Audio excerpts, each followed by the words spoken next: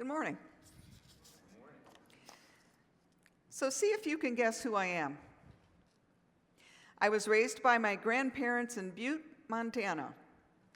I left high school early to work in the copper mines, but I got fired for causing a citywide power outage. From a young age, I enjoyed riding motorcycles.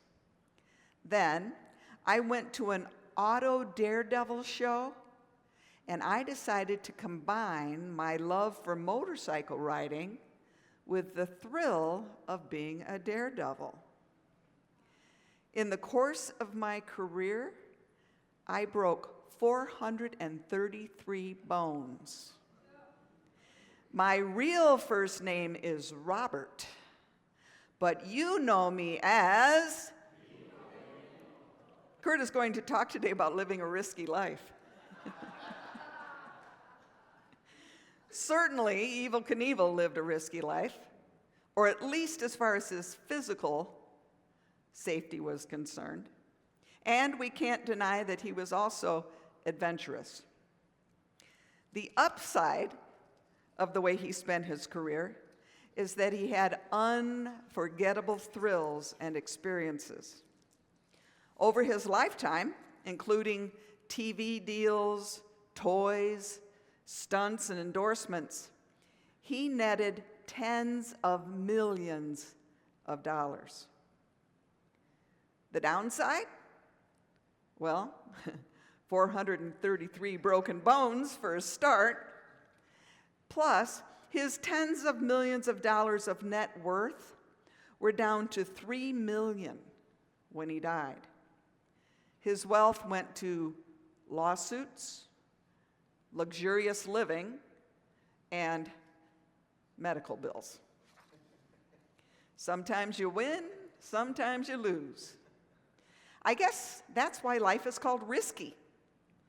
If we are going to live our lives fully, we need to be aware of the risks and not be afraid to take them, or at least some of them.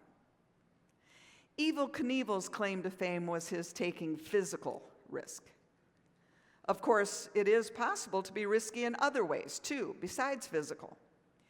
There's financial and career risk. Ever quit a secure job because you had a dream you wanted to pursue, or you wanted to start a business? If that's you, you know you took a risk. There's also social risk, and that involves speaking your mind when it's unpopular, or moving to a new city where you don't know anyone and having to make a fresh start. Now, risk-taking can also be destructive, right? Things like experimenting with addictive substances, driving too fast, and other dangerous behaviors. But one of the most terrifying risks we face, the risk that I think Kurt will speak about today mostly, is when we risk the consequences of moving from being invisible to being seen. Because when you go from being invisible to being seen, you can be faced with criticism, anger, and even physical harm. Life can become uncomfortable when you move into the light, when you are no longer hidden by the shadows of anonymity. The upside? You authentically stand firm in your personal integrity. You exhibit courage. The downside often means that the ego wants the spotlight. Sometimes being seen turns someone into being a performer, of which Evel Knievel might be an example of, or more to the point, how about those myriad of TV evangelists who were ultimately exposed as being corrupt? With ego involvement, sometimes courage turns into aggressive behavior. Remember that even when arrested, Jesus scolded the disciples for jumping to violence.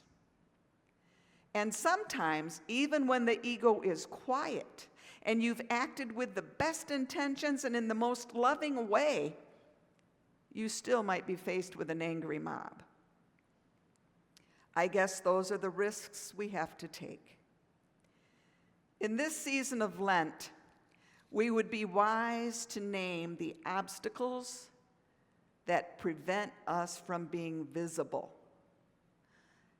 We would be wise to contemplate the things that keep us in the background out of fear. And if we can do that, then maybe in a small way we can be like some of our heroes and saints who stepped out of the shadows of anonymity to walk as a child of the light. Welcome to worship. We are so glad you're here.